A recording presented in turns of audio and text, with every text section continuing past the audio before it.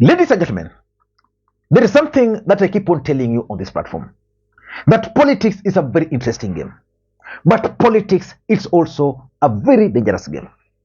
William Samoei Ruto, the President of the Republic of Kenya, returned back into the country from the United States of America. But Rigathi Gachagua refused to receive William Samoei Ruto. Why do you think Rigathi Gachagua refused to go to the airport to receive the president, who was coming not from any other country, but from the United States of America after state visit? He said, I'm not coming.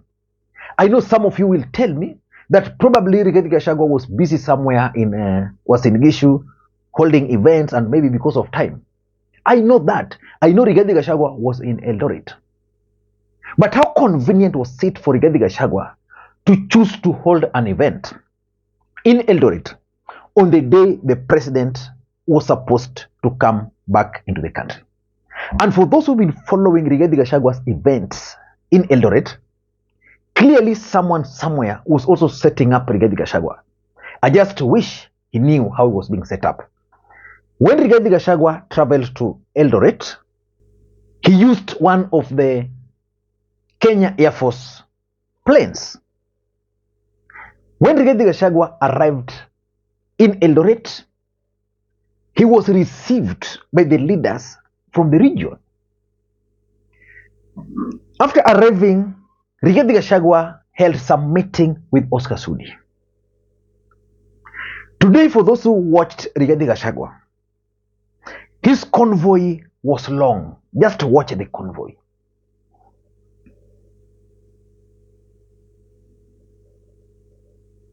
In the church where Rigathi Gachagua attended, majority of leaders from Rift Valley were present.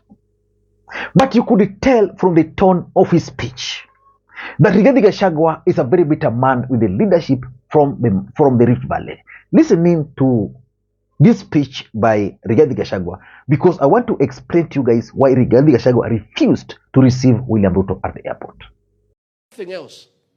For the support we give President William Ruto, mtupatie heshima kidogo. Hiyo tu. That's all we ask. You don't have to do anything for us. Heshima tu kidogo. Leave us alone to manage our things. Nyinyi mupange yenu, tukutane pale katikati. Na hiyo vijana mwakiendelea wataharibu hii siasa yetu. They'll cause conflict. The mountain is now unsettled and feeling bad that a few people from here are trying to interfere with the leadership in the Mount Kenya region. Haijaharibika, turekebishe. Nyinyi ndio mliwatuma hiyo vijana? Kuna mtu mumetuma? Please let us respect each other. It is important that we do so. We want to support the president to succeed. If we put this country on political mood of 2032, when shall we work for the people? Tutafanya kazi saa ngapi? And where are all these resources coming from? Ya hiyo siasa. When Kenyans are suffering. Choppers are hired left, right, and center. Millions of shillings are being dished. And Kenyans are suffering. Let us put our politics down. Focus, nauliza viongozi wote from Kenya Kwanza. The focus for all of us ni kiongoza as deputy president, ministers, PSs, members of parliament, senate, governors. Our focus should only be one: to help William Ruto, our president, to succeed. Period. Kwisha maneno. Hii maneno ingine yote tungoje. Mmekubaliana na mimi watu ya KSS? Mmekubaliana na mimi? Hiyo tu. I repeat, for our support, our belief in President William Ruto, our continued support that we continue to give him, we ask for one little thing: heshima peke yake. Na sisi tukipata hiyo tutatosheka. We want nothing else. So in this video, I want to give you the reasons why Rigathi Gachagua refused to go to the airport to receive the president. But before you do that, For those who are watching this channel for the first time, please take a second or two, click that subscribe button so that next time we produce a video like this, YouTube will automatically notify you. And to the subscribers, I want to continue thanking you guys for your continued support. Because without that support, this channel cannot be where it is. And for this particular video, ladies and gentlemen, I want to make a specific request to you guys. Just give it thumbs up, and if you can, also drop your comment. That's the best way you can support this channel, and of course you can also support it using those numbers you are seeing on your screen. Ladies and gentlemen, why do you think Rigathi Gachagua refused to receive William Ruto from the airport? We all know that ever since Rigathi Gachagua was elected as the deputy, anytime and every time the president is leaving, Rigathi Gachagua would always be at the airport. Anytime the president is coming back into the country, Rigathi Gachagua will always be at the airport to receive him. And traditionally, that is how it's supposed to be. But this time around, the president was coming, Rigathi Gachagua was somewhere in Eldoret. And of course, just like I was trying to explain earlier, Rigathi Gachagua was being set up. The fact that they made that plane available for Rigathi Gachagua meant that he could not have an excuse. If he wanted to go to Nairobi to receive the president after his event, it was available. His convoy was set up so that there was no issue of jam. He would easily sneak his way through to the airport after his activities and then probably come back tomorrow and continue. But Rigathi Gachagua decided to miss. Why do you think Rigathi Gachagua missed this event? For me, the main reason why Rigathi Gachagua missed this event, in my view, is because of that tweet by Anne Waiguru. On the day Rigathi Gachagua was seeing off the president at the airport, even before they landed in the United States of America, Anne Waiguru made a post attacking Rigathi Gachagua. It was very clear that Anne Waiguru was with the president by the time she was making that post. So even if it were me, I would be very mad with the president.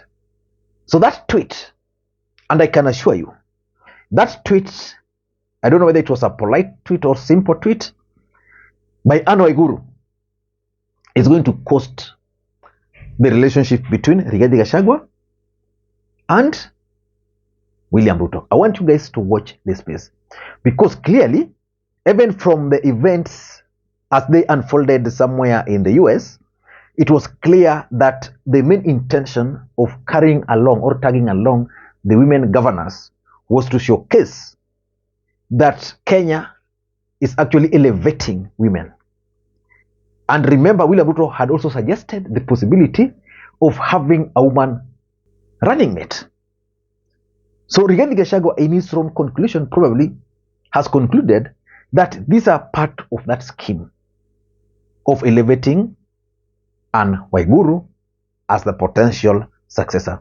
But one thing is also very clear. In 2027,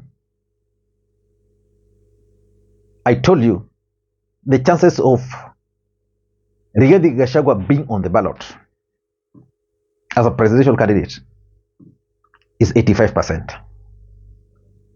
And if Rigathi will not be on the ballot, he will be William Ruto's running mate. So which means the chances of Rigathi Gachagua becoming William Ruto's running mate in 2027 is almost 85%. So that's number one. Number two, we know how politics is played. Maybe Rigathi Gachagua was not properly briefed about President William Ruto's plans. Remember, by the time William Ruto was leaving the country, Rigathi Gachagua was in Siberia. He was hiding somewhere. His phones were off. Nobody would manage to reach him, blah, blah. Then, of course, he appeared in that church, then traveled later and escorted the president to the airport, which is very, very important at that point. So it means even his plans of traveling was not very clear.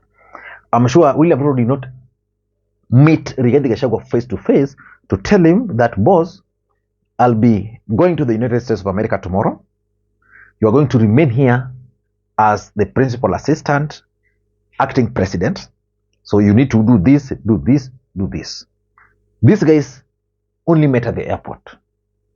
Rigathi Gachagua never went to State House to meet Ruto. They just met at the airport. And we all saw how it happened. When William Ruto landed, the entire group came, they greeted each other. William Ruto boarded the plane.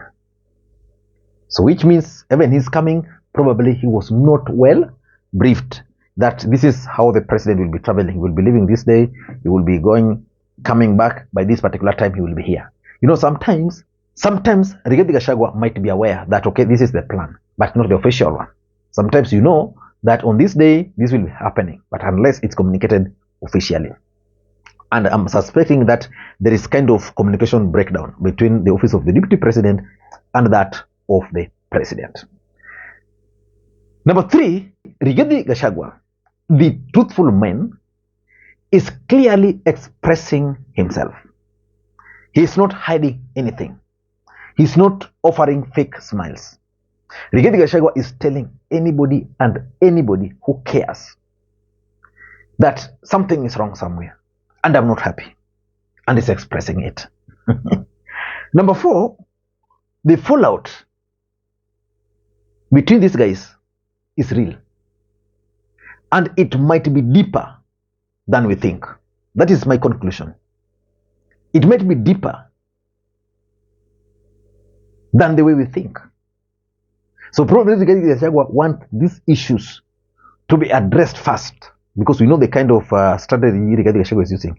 He wants these issues to be addressed fast, and once they are addressed, then he can now start working very closely, ordering this kind of things. Otherwise, tomorrow William Ruto will be leaving again. Rigathi Gachagua will be missing at the airport. And lastly, I'm also interested in knowing their last encounter, just like I was trying to explain. Their last encounter is when Ruto was leaving, and Rigathi, they met at the airport. What did they discuss there? Was Ruto happy that Rigathi Gachagua had disappeared for like 7 days and missed or boycotted his 11 events? So probably their last encounter was not very good. So I don't know what you think. That's my take. Until next time, guys, this is Lee Makwiny. Bye-bye.